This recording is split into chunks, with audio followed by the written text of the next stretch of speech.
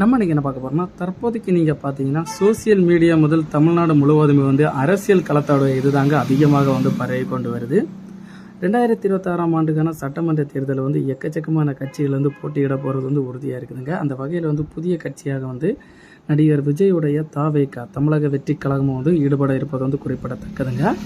இந்த ரீதியில் வந்து தமிழக வெற்றி கழகமும் சீமான் கட்சியும் மோதுவாங்கன்னு பார்த்தீங்கன்னா, தற்போதைக்கு நீங்கள் பார்த்தீங்கன்னா ரஜினியோட ரசிகர்களுமே வந்து இந்த மோதலுக்கு வந்து ஈடுபட்டிருக்காங்க. தமிழக வெற்றி கழகம் என்ற பேரில் வந்து கட்சியை தொடங்கி கிட்டத்தட்ட ஒரு வருடங்கள் வந்து முடிவடையப்பட்டு ஒரு வருடத்துடைய வெற்றி விழா வந்து கொண்டாடப்பட்டிருந்தாங்க. அதனைத் தொடர்ந்து விஜய் அவர்கள் வந்து தமிழகம் முழுவதுமே வந்து சுற்றுப்பயணத்தை வந்து மேற்கொள்கிறதுக்கு வந்து தயாராகி கொண்டு வர நிலையில் வந்து சுற்றுப்பயணத்துக்கு வந்து எதிராக வந்து ரஜினி ரசிகர் ஒருவர் வந்து அவருடைய பெயரில் வந்து ஆடியோ வந்து வெளியிட்டிருக்காங்க. நாங்கள் வந்து விஜய் கட்சிக்கு வந்து ஆதரவு வந்து அளிக்க மாட்டோம், எதிர்ச்சியாக தான் இருப்போம் அப்படின்னு சொல்லிட்டு ரஜினியோட ரசிகர் வந்து தெரிவிச்சிருக்காங்க.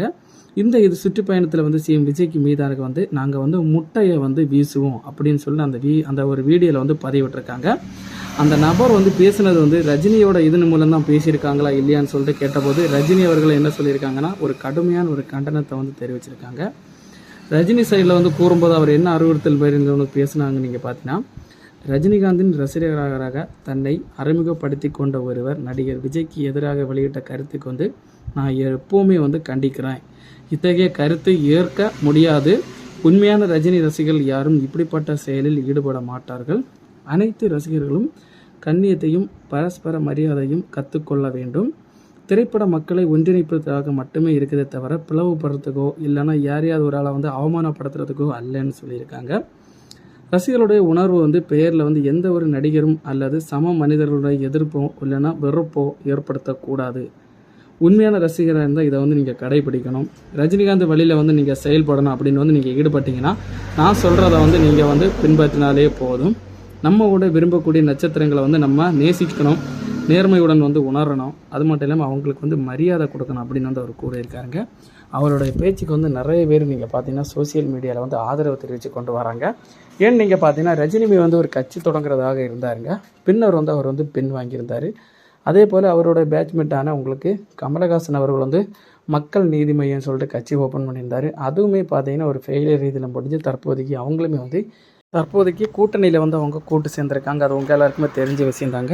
அதே போல் நம்மளும் கட்சி ஆரம்பித்து பின்னர் வந்து ஏமாற்றத்தை வந்து ஏற்படுத்திடக்கூடாது, நம்ம பேர் வந்து கெட்டு போயிடக்கூடாதுன்னு சொல்லிட்டு முன்கூட்டியே வந்து ரஜினி அவர்கள் வந்து அரசியலுக்கு வராமல் வந்து பின்வாங்கியிருந்தாங்க.